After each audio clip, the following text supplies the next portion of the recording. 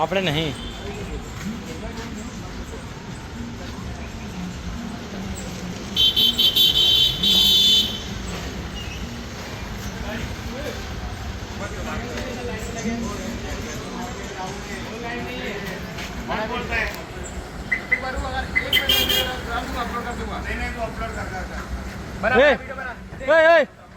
Line ही है ना.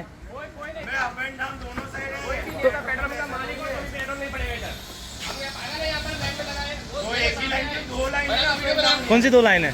कौन सी दो लाइन है? कौन सी दो लाइन है?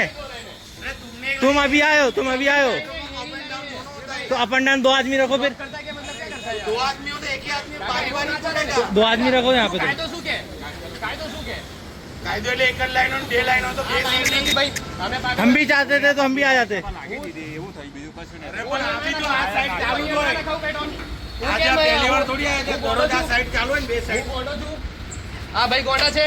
ગોળા નહીં, એનું તો એ બધા મારા ગામના છે. ગોળા થોડી છે. કોઈ ગામના કઈ ના હોય, પેટ્રોલ પંપે મારી કોઈ તો બી ભાઈ અહીંયા લગુ પડે અરે લાઈન. આપા તો આપણે બેવ સાઈડ કાયદો શું કે?